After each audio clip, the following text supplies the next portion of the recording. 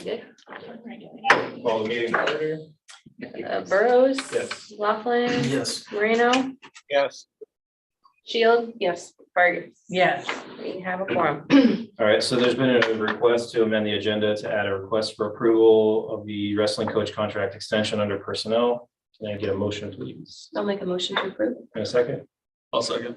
all in favor, say aye. Aye. Motion carries. Agenda approved, or amendment approved. Now we have to approve the amended agenda. So can I get a motion for that? I'll make a motion to approve. And a second, I'll second. all in favor, say aye. Aye. Aye. Aye. And it carries. So communication and visitors.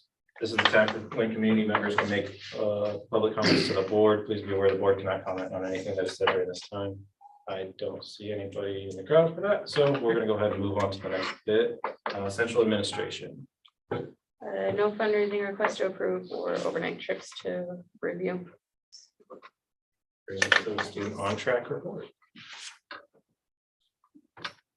Sure.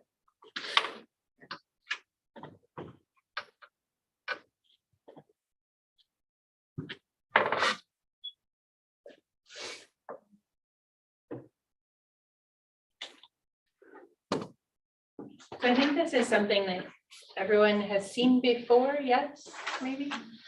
It's something we typically do at the end of each trimester. And so try to make it short and sweet tonight, and then just be able to kind of talk about some things. So the first slide is the percent, or the graph is the percent of students on track to graduate, and then the box over at the right has the number of students and then the number of students that are on track. And when we talk about on track, for freshmen and sophomores, we really look at the amount of credits they've accumulated thus far. And then when we look at 11th and 12th graders, we really, what is the magic number they're getting to, and then counting backwards from that. So with 9th and 10th graders, they are back to normal, if you will. So they need 56 credits to graduate, which includes 8 English, 6 math, 6 science, and 6 social studies. Because we're on a trimester system, students can earn 18 credits a year.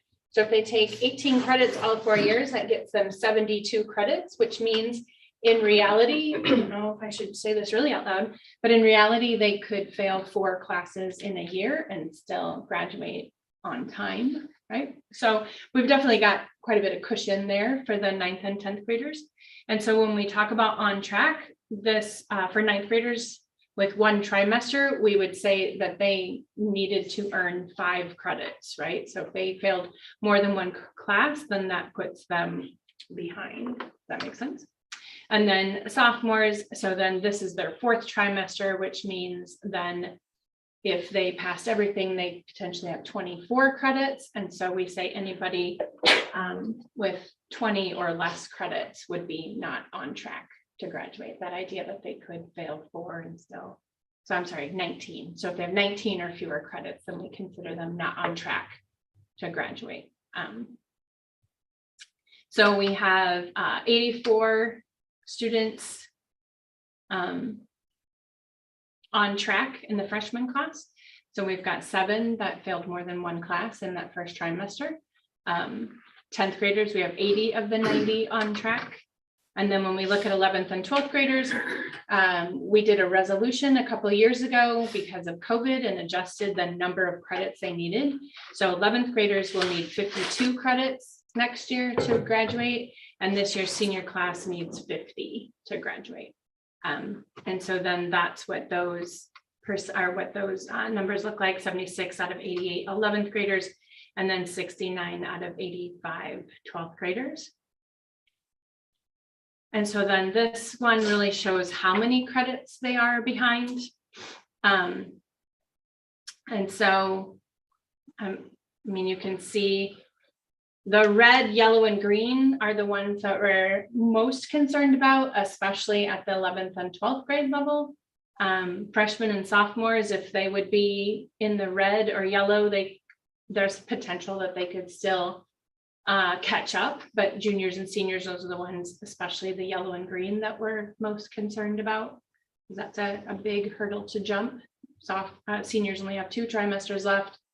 So the potential of getting 12 credits, and 11th graders have 5 trimesters left. So I guess that's still 30 credits, right? But so those are the ones that make us the most nervous. And when I say us, Andrew's just gathering that, like, oh, we are nervous about them, right? So, after 1 trimester. So this one is comparing last year's grades with this year's grades. So last year's freshmen, 86% were on track to graduate. This year, 92%. So I mean, those numbers, that bar graph is nice, right? We do have all except the senior class more on track to graduate than we did last year. And then if you go to the next chart, this one so this would be comparing, for example, last year when they were freshmen to this year when they're sophomores. So 3% of them are more on track to graduate this year than they were last year at the end of first trimester. So it does make the 12th graders look better, right? 81% of them are closer to graduating or on track to graduate this year versus 71% at this time last year when they were juniors. And then the last, did I miss anything? Yep. Okay. The last one, then we just wanted to kind of talk a little bit about some of the interventions that we're doing for these kiddos. And so I was going to talk about a few, and then Andrew's going to talk about some of them as well. So communication with families and students on their progress, that's something that happens at the start. You know, last spring we sent letters to families and had phone calls with families that potentially, or especially this year seniors, your students potentially not on track to graduate. We made sure we invited them to summer school, tried to get them to summer school to help them get a little closer. Abby, will you click the link for graduation plan? One of the things we did this year at the start of the year was, this is a new document. And so we really tried to map it out specifically for those seniors. Here's where you're lacking. Here's how we have it scheduled for you. Whether or not it's in class or needs to be an Edgenuity class, you know, just filled these out individually for those kiddos that are not on track to graduate, and then walked the kids through it, and called or mailed it all home to parents, but also called and talked to parents and walked them through it too, so they could kind of see, you know, it's a big hill to climb, or maybe it's a small hill to climb, but you know, this is where we are. So that's kind of a new document that it is a new document that we started with this year. You go back to there. Do you want to talk about that? Nope. Sorry. That's all right. So yeah, and then part of a big goal, obviously, that in order for a student to pass a class, they need to be in class, be with their teacher, meet with them. So as we discussed in DLT, in order to bring up all kind of aspects of our students, we need them to be in class, which made attendance one of our main goals as a district. And so we took that to heart, especially in this year. So what I did is, especially for the second trimester, looked at those students who struggled in first trimester, met with about 40 students, probably the top 10% that struggled with attendance for first trimester. We talked about ways we can get better, also reviewed the consequences that their actions continued. So we had some really good conversations with them about, and they signed a contract that they understood what the consequences were and what the expectations are. Within that also, we have weekly reports to students and staff. So I send out everything, especially to staff, on what students are failing, what students in their advisement are failing. We also look at our highest students that are struggling. In our at-risk meeting, we really attack those students and see who can talk to them, what interventions we can create for them to pass their classes to get them up. A lot of one-on-one meetings with them, just showing, you know, especially this first part of the trimester, trying to really get them on the right track, get motivated to be good in class and understand what's going on. And then also with that, the competition second trimester, we're doing sort of a point system where students, classes with the highest percentage passing all their classes get 4 points, and then it descends 3 points, 2 points, 1 point. It's on a weekly basis. And then also attached to that is also attendance. So the percent of students in a class that had no absent, unexcused, or tardies the previous week also get those cascading points as well. And so right now, the freshmen and sophomore are kind of leading the pack. It's 14-14 right now over the last 2 weeks. And then juniors and seniors are kind of floating in that 7 and 6 range. But, you know, you can look at the data in a way that we're really trying to, you know, freshmen and sophomores, that's a good picture because that means that they're creating habits that we hope then transcend to their next grade, so that we kind of create this habit of being on time to class, doing well in class, and that it will just go into junior, senior year. Now, I think the junior, senior, because they have a little bit more flexibility in their schedule, they can drive a little bit more, so attendance kind of alters that way. But I think right now with the freshmen and sophomores, it's really promising to look what the future holds with those initiatives for us. And so, yeah, attendance is it floats around, you know, so that's, but I think it has a lot of positive. So then you want to do that. Yeah, so then I put up there the modified graduation requirements since COVID, how we, you all approved a resolution for that. So then, as I said, next year's seniors, so the class of 2024 is the last one with the modified graduation requirements. After that, we go back to 56, and making sure that kids know that and families know that as well.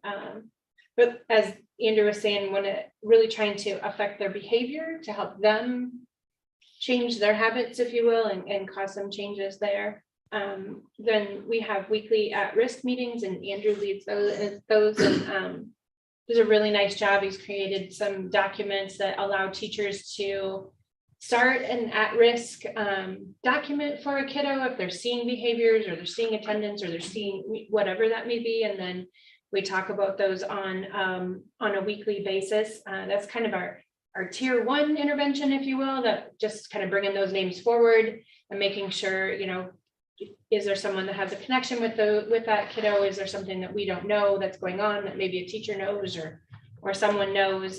So I think that's definitely been an advantage, just kind of bringing the names forward a little more consciously, if you will. And then we also meet weekly with the counselors and the nurse and Lupita, our community liaison, as part of those meetings too. And that's a little more intensive. So at the at-risk meetings, we maybe don't say everything we know about the kids or might be more confidential. But then at those counselor, admin, nurse meetings, we talk about, you know, what do we need to know? What kind of resources do we need to connect with some of these kids?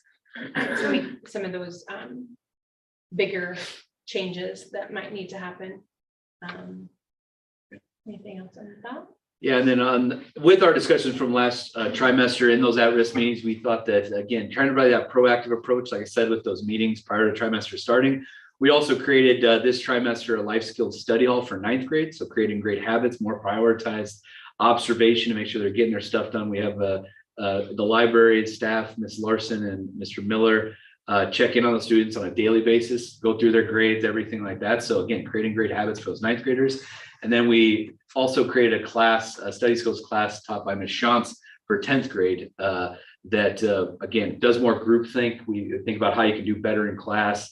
They do great activities together. They go over grades, fill out planners. Just again, trying to change, like you saw the data with the 11th and 12th graders. So we saw those not on track. So we're trying to build great habits in 9th and 10th grade that then would prosper as they move on through high school.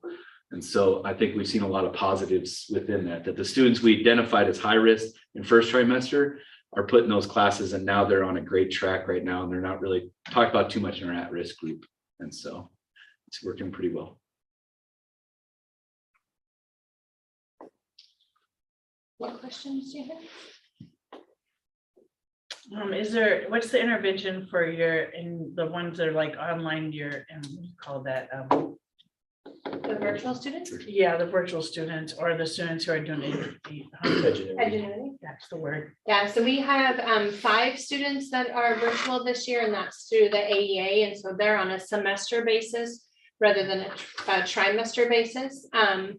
And so what's nice about that side of Edgenuity, if you will, is that they have live teachers that check in with them, that email them. They don't have synchronous learning, but they do have those teachers that they can check in with. And then Michelle McMichael works as our liaison with Edgenuity in the school district. And so she reaches out to those kids and the parents if she's not seeing progress or not seeing progress there. So their semester doesn't end until, I want to say like January 6th or something. So they have some time over winter break to catch up on those classes if they need be or get on track. So Are they listed in the? there's a two? row, maybe that's a different, so we have 5 and 3, well, yes. And they're all on track then, or? There are a couple that we're looking at maybe extending or giving them a little more for this first semester. But the ones that, yeah, they're doing okay. Maybe we're gonna see. So.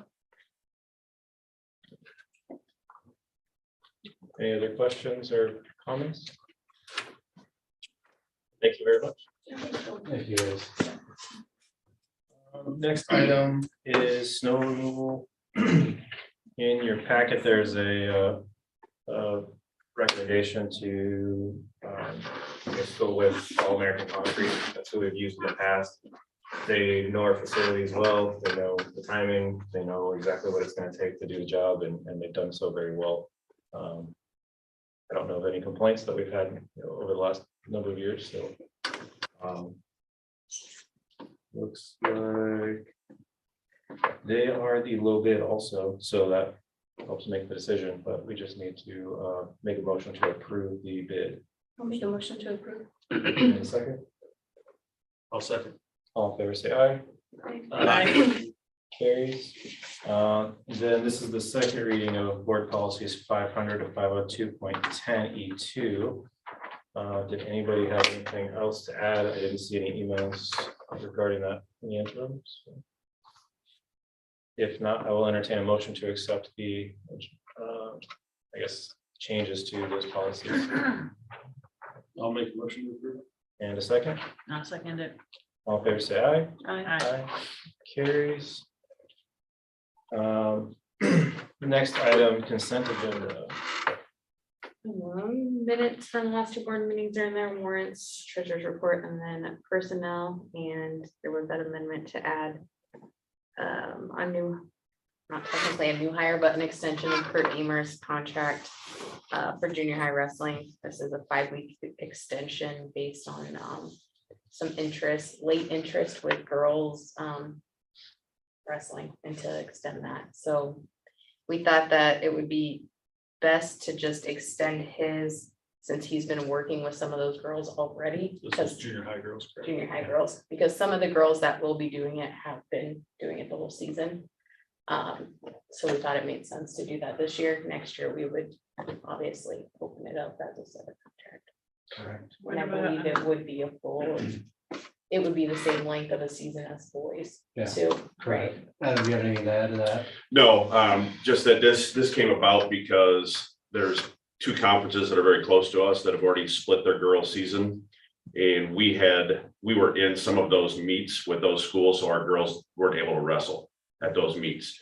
So a couple, I think there's 4 or 5 RBC schools now, they're doing this where they're just going to extend the girls season through January. We'll try to get 4 or 5 girls only meets. That way our girls, can kind of make up some of the time that they lost not being able to wrestle this fall, just in some of the meets. So, and then like Abby and Sean were saying, next year, our conference plans to split the girls season. So the girls play basketball before winter break and then wrestle after winter break and have their own 8-week season, which would be good. Then we won't have girls, trying to do both and give everybody a shot. So I know they had a sign up sheet down at the middle school and they had 22 girls sign up to want to do it in January, which is fantastic.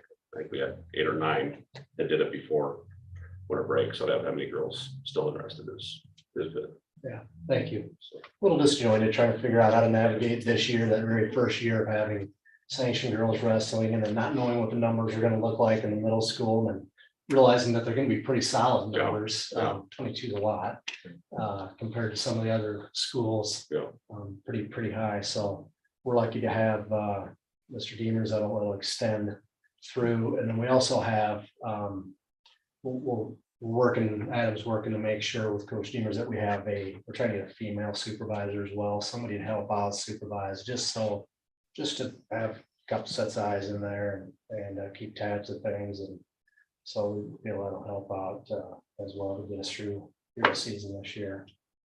That isn't on the pay is not here, or would that That's, be? that would be more under- like a student supervision, like Okay. a, just, Since she's already our employee, Okay, yeah, we don't have to have it on here then? yeah, Okay. so it's not a separate like wrestling contract. She's more, supervision. And then when are we gonna open it up? So, I mean, like, in the spring, then you'd open up to hire them? for next year. For Then next we'll- year? Yeah, when we, get our contract set. Now we have a better idea on what we'll need and duration of the season and how many meetings. Disjointed was a good word to describe girls wrestling throughout the state this year, so it's been an That's awesome, adventure. It is awesome. That's great. Any questions on that? All right, with that in mind, I will entertain a motion to approve the consent agenda. I'll make a motion to approve. And I'll a second, second that. all in favor, say aye. Aye. Aye. Carries, future agenda items, next board meeting will be January 16th. A little bit of time there, 6 p.m. here, as always. We'll be looking at the at-risk and dropout prevention plan, so a little bit of an extension of what we saw on track today, and kind of the next level of that. And then superintendent evaluation for mid-year, and then superintendent report. So as always, anything that comes up, just bring it up and we'll get it added onto the agenda. With that, I will entertain a motion to adjourn. I'll make a motion to adjourn. In a second, I'll second that. all in favor, say aye. Aye. 6:21. Sure. So Brenda, are you